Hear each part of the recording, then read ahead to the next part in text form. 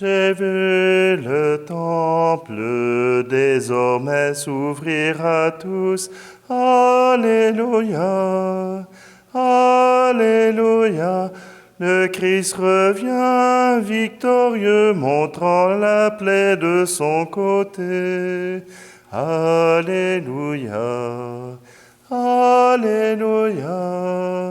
Alléluia. J'ai vu le Verbe nous donner la paix de Dieu. Alléluia, Alléluia. Tous ceux qui croient en son nom seront sauvés et chanteront. Alléluia, Alléluia, Alléluia. Nous sommes réunis au nom du Père, du Fils et du Saint-Esprit. Amen. Le Seigneur soit avec vous. Bonjour, en ce mardi, nous sommes heureux de pouvoir célébrer ensemble. Et dans la parole de Dieu, eh bien, nous entendons les apôtres qui mettent tout en commun, mais encore la parole adressée à Nicodème. C'est donc dans cette ouverture de l'esprit que nous sommes invités à demander au Seigneur son amour miséricordieux.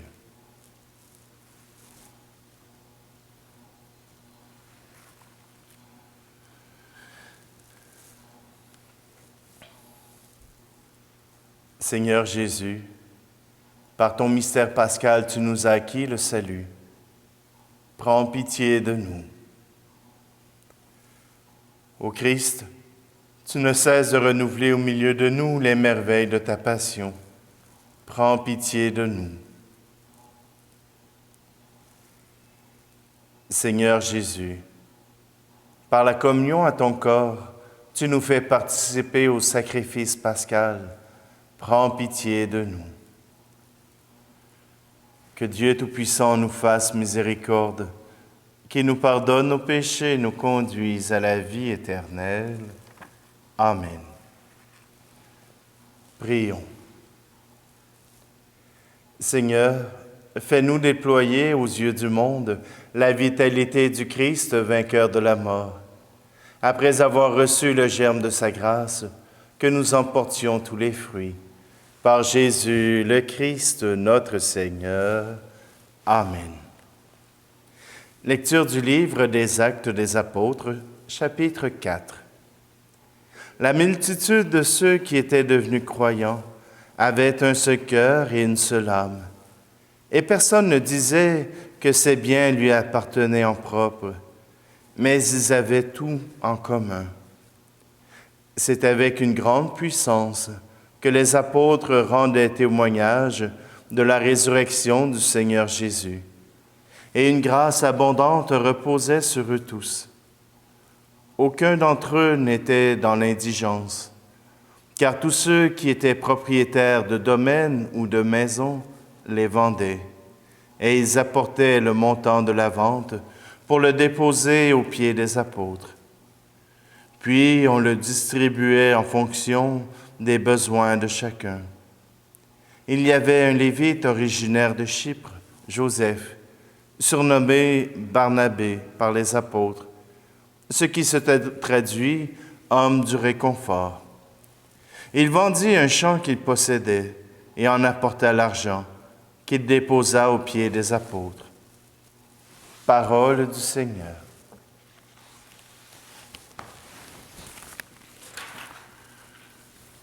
Je voudrais qu'en vous voyant vivre, étonnés les gens puissent dire, voyez comme ils s'aiment, voyez leur bonheur.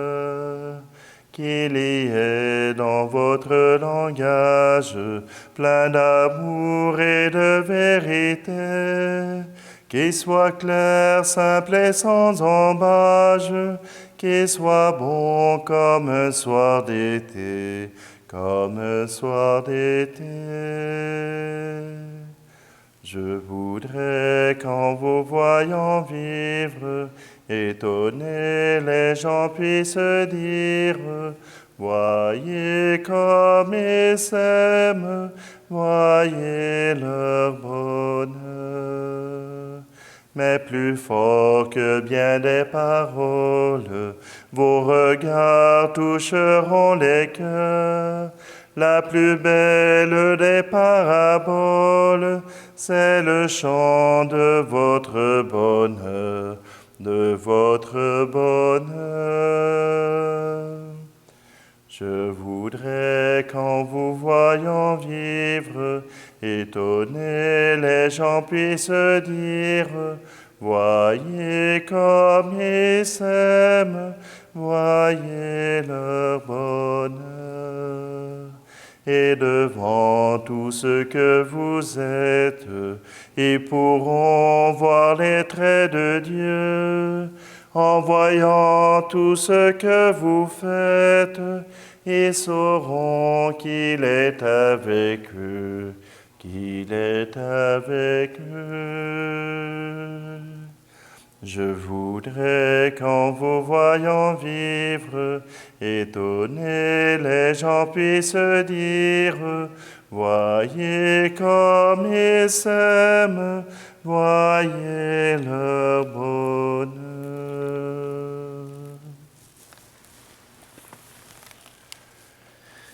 Alléluia, Alléluia, Alléluia, Alléluia, Alléluia, Alléluia, Alléluia, Alléluia. Il faut que le Fils de l'homme soit élevé, afin qu'en lui, tout croyant, ait la vie éternelle. Alléluia, Alléluia, Alléluia, Alléluia, Alléluia, Alléluia, Alléluia, Alléluia.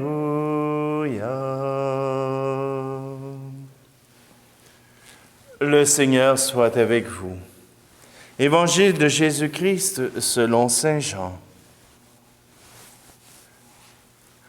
En ce temps-là, Jésus disait à Nicodème, « Il vous faut naître d'en haut. Le vent souffle où il veut, tu entends sa voix, mais tu ne sais ni d'où il vient, ni où il va. Il en est ainsi pour qui est né du souffle de l'Esprit. » Nicodème reprit, « Comment cela peut-il se faire? » Jésus lui répondit, « Tu es un maître qui enseigne Israël, et tu ne connais pas ces choses-là. Amen, amen, je te le dis. Nous parlons de ce que nous savons. Nous témoignons de ce que nous avons vu. Et vous ne recevez pas notre témoignage. Si vous ne croyez pas, lorsque je vous parle des choses de la terre, comment croirez-vous quand je vous parlerai des choses du ciel? Car nul n'est monté au ciel, sinon celui qui est descendu du ciel, le Fils de l'homme. De même que le serpent de bronze fut élevé par Moïse dans le désert, ainsi faut-il que le Fils de l'homme soit élevé, afin qu'en lui, tout homme qui croit ait la vie éternelle. Acclamons la parole de Dieu. Voilà Jésus qui montre le chemin pour Nicodème. Le chemin pour renaître de nouveau, c'est croire en Dieu.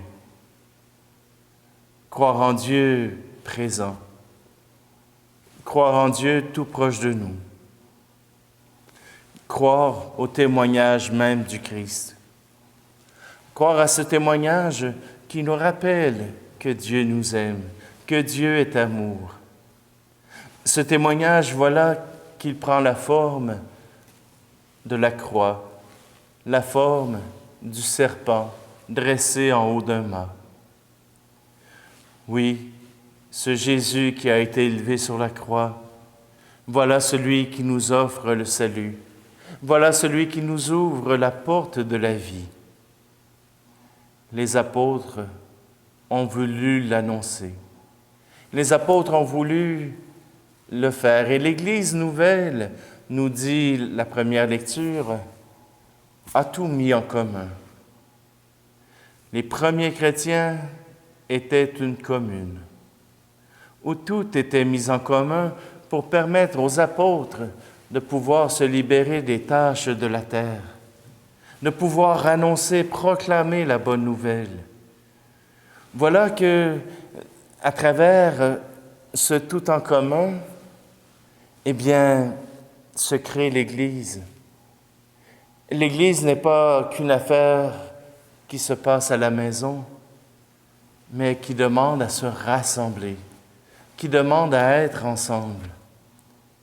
Et nos églises en sont le signe. Personne ne possède de l'Église pour elle-même. Personne n'achète une Église pour ses propres besoins. L'Église fonctionne sur la générosité de tous les chrétiens. Plus on donnera de moyens à l'Église, et plus elle sera resplendissante.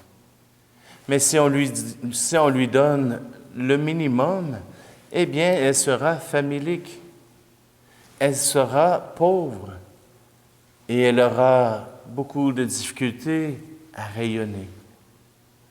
Ici au Québec, nos églises sont en train d'étouffer. Elles sont en train de mourir les unes après les autres parce qu'elles n'ont pas le support des chrétiens qui habitent sur son territoire. Or, la France nous a donné un grand signe quand la cathédrale de Paris est tombée par le feu. Eh bien, tout de suite, les grandes compagnies se sont investies et on a ramassé en quelques jours 5 milliards pour pouvoir reconstruire Notre-Dame de Paris. Mais de ces compagnies, personne n'aurait pensé pouvoir investir ne serait-ce que quelques milliers de dollars pour maintenir les activités, pour que cette Église rayonne, qu'il y ait de la place pour les jeunes, pour les plus vieux, pour tous.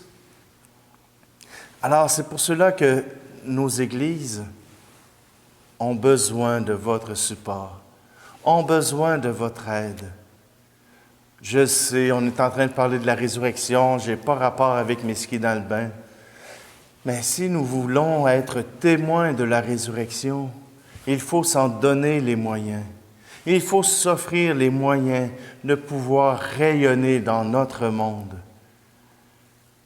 Mais si les seuls moyens que nous avons pour célébrer le Christ, pour annoncer l'Évangile, sont nos Eucharisties dominicales, alors nous serons dans la plus grande des pauvretés. Aujourd'hui, le Seigneur nous appelle à renaître, nous appelle à la solidarité, à ce que nous, croyants, nous puissions nous soutenir, nous aider et que notre Église puisse vivre et puisse témoigner du Christ ressuscité, vivant et qui nous apporte la vie éternelle.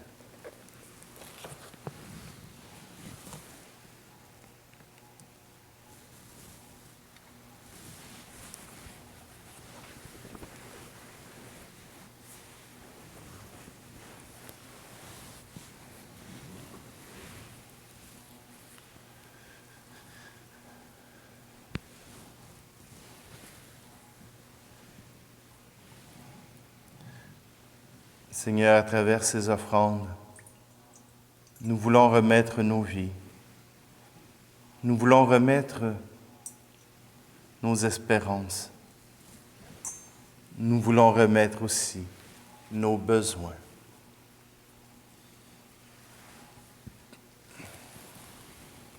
Tu es béni, Dieu de l'univers, toi qui nous donnes ce pain. Fruit de la terre et du travail des hommes et des femmes, nous te le présentons, il deviendra le pain de la vie.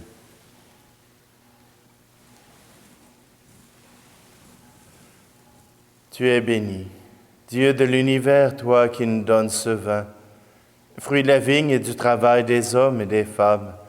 Nous te le présentons, il deviendra le vin du royaume éternel.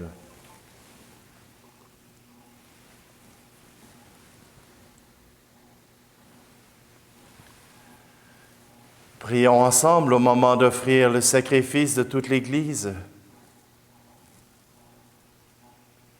Donne-nous, Seigneur, de te rendre grâce toujours par ces mystères de Pâques, et continue en nous ton œuvre de rédemption, qu'il nous soit une source intarissable de joie. Par Jésus le Christ, notre Seigneur. Amen. Le Seigneur soit avec vous. Élevons notre cœur. Rendons grâce au Seigneur notre Dieu.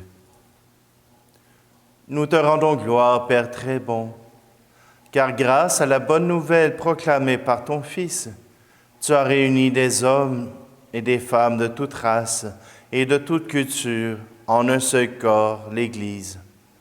Cette Église vit de la force de ton esprit et rassemble les hommes dans l'unité. Elle rend témoignage de ton amour et ouvre à chacun les portes de l'espérance. C'est ainsi qu'elle devient un signe de la fidélité que tu nous as promise pour toujours. C'est pourquoi le ciel et la terre te célèbrent et avec l'Église tout entière, nous proclamons l'hymne de ta gloire. Tu es saint, Seigneur, ô notre Père, Père aux hommes et gloire à toi. Terre et ciel sont remplis de ta gloire, Hosanna au plus haut des cieux. Hosanna au plus haut des cieux. Béni soit celui qui vient au nom du Seigneur. Hosanna au plus haut des cieux. Hosanna au plus haut des cieux. Nous te glorifions, Père très saint. Tu es toujours avec nous sur la route, et plus spécialement encore lorsque ton Fils Jésus nous rassemble pour le repas de l'amour. Comme jadis pour les disciples d'Emmaüs, il explique pour nous l'Écriture et nous partage le pain.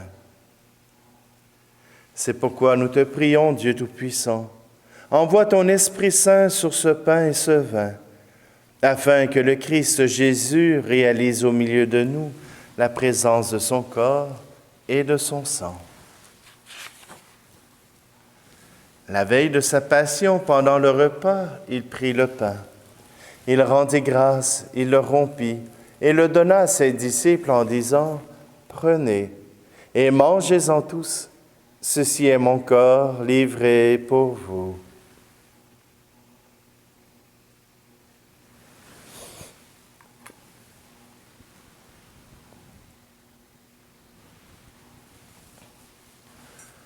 De même, il prit la coupe remplie de vin.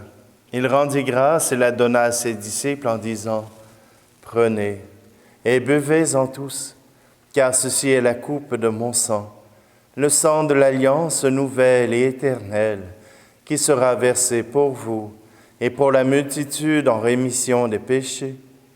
Vous ferez cela en mémoire de moi. »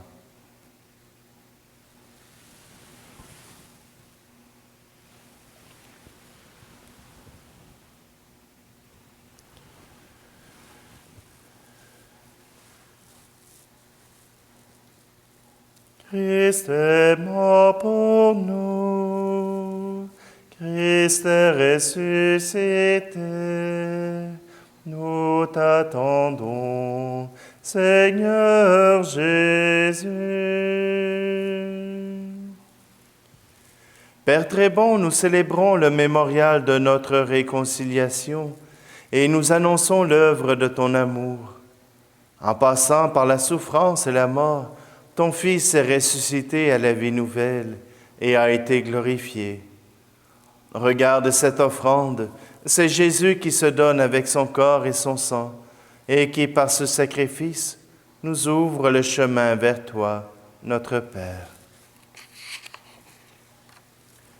Dieu plein de tendresse, donne-nous l'esprit d'amour, l'esprit de ton Fils, afin qu'en notre pays, l'Église trouve un élan nouveau pour sa vie.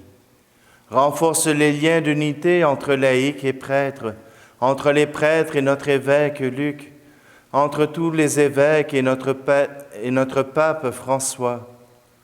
Donne à ton Église de devenir au milieu d'un monde divisé, un instrument au service de l'unité. Prends pitié, Père, de nos frères et sœurs qui sont morts dans la paix du Christ, et de tous les morts dont toi seul connais la foi, et conduis-les à la résurrection. Et aujourd'hui, nous te prions tout particulièrement pour Benoît Lambert. Et lorsque prendra fin notre pèlerinage sur la terre, accueille-nous dans ton royaume, où nous espérons être comblés de ta gloire, tous ensemble et pour l'éternité, en union avec la Vierge Marie, la bienheureuse Mère de Dieu, avec Saint Joseph, son époux, les apôtres, les martyrs, Saint Martin Ier et tous les saints, nous te prions et nous te glorifions par Jésus, le Christ, notre Seigneur.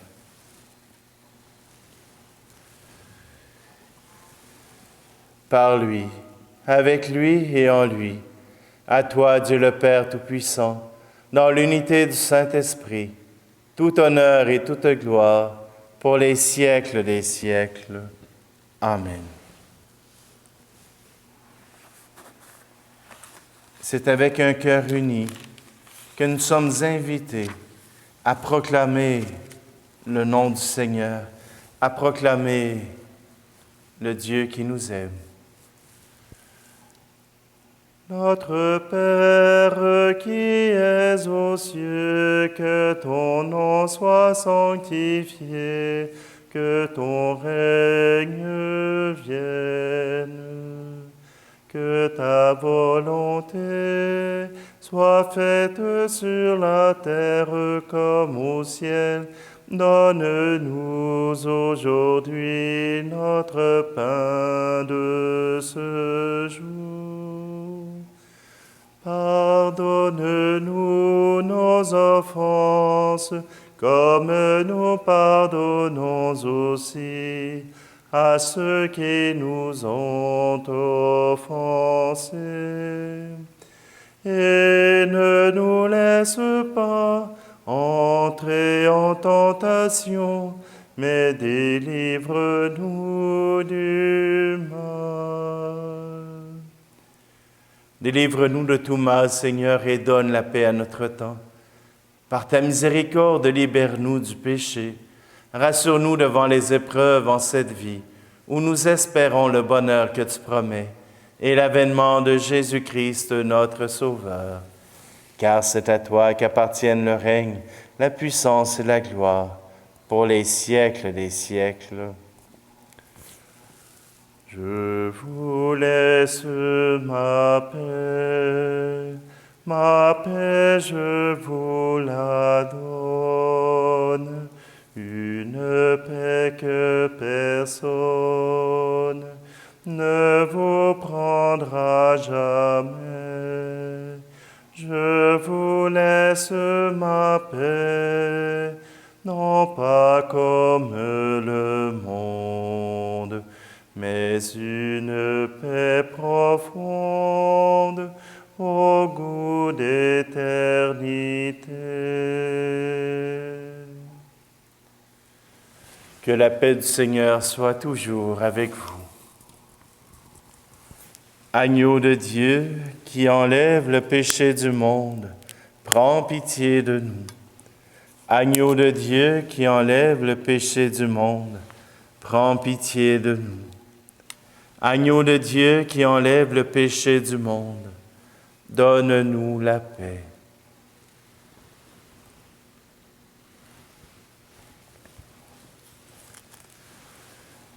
Heureux, heureuses les invités au repas du Seigneur.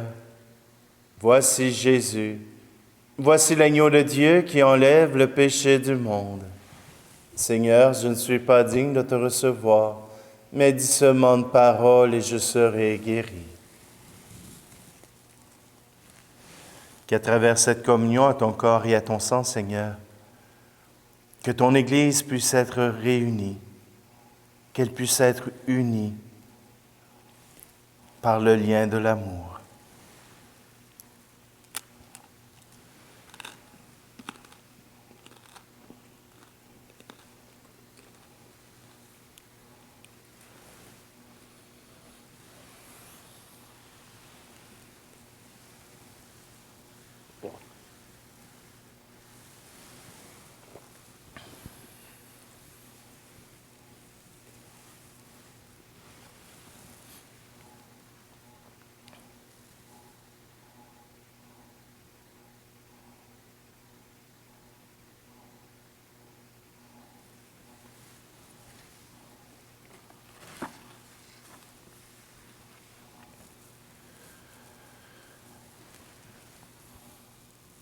Écoute nos prières, Seigneur. Que cet échange mystérieux où l'homme est racheté nous soutienne durant la vie présente et nous apporte les joies éternelles. Par Jésus le Christ, notre Seigneur. Amen. Le Seigneur soit avec vous et que Dieu Tout-Puissant vous bénisse, lui qui est Père, Fils et Esprit Saint. Amen. Allez dans la paix et la joie du Christ. Je voudrais qu'en vous voyant vivre, étonnés les gens puissent dire, voyez comme ils s'aiment, voyez leur bonheur.